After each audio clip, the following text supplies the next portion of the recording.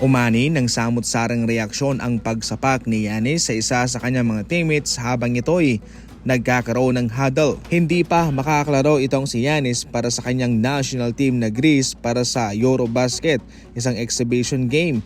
Mayroon pa kasing problema patungkol sa kanyang insurance na siyang magka-cover sa kanyang partisipasyon. Sa madaling salita ay kinakailangan pong bayaran ng Greece ang insurance na yon para sa kung ano ang posibleng mangyari sa kanya o kung magkakaroon ba ng injury o kung ano.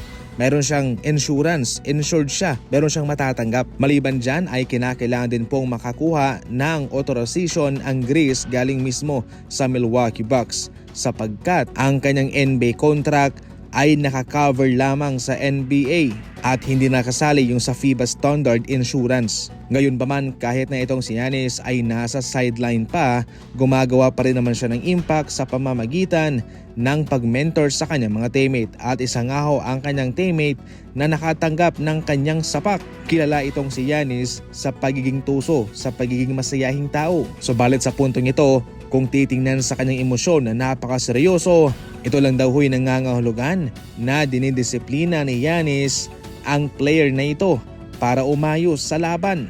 Kaya ito huy kanyang sinapak. Definitely bawal po yan sapagkat posibleng mag-cause yan ng injury sa tao, posibleng magkaroon ng contusion ang player na yun. Delikado pa yung parteng sinapak niya sa bandang likuran. Okay lang sana kung mahina, pero malakas yun. Napayuko pa nga ang player na ito. Sa ngayon mga idol ay okay naman itong status ni Giannis at posible na siyang makalaro sa August 28.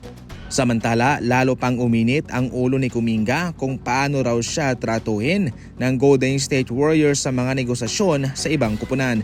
Ayon mismo kay Kuminga, nakakaramdam siya na parang itinuturing siyang trade pieces ng Golden State Warriors para makumpleto ang kanilang pinaplano. Yan naman talaga ang ginagawa ng isang team. Kanilang binabalanse ang mga player na kanilang ipapadala sa player din po na kanilang matatanggap bilang kapalit. Itong si Kuminga mga idol ay umaasta na isang star player. Kung si Luka nga ay itine-trade ng ganun-ganun na lamang ng Dallas Mavericks o kahit na sino man, definitely itong si Kuminga ay walang karapatang humingi ng mala star player treatment sa Golden State Warriors. Especially kung wala pa naman siyang napapatunayan. Bago lang itong si Jimmy Butler sa Golden State Warriors.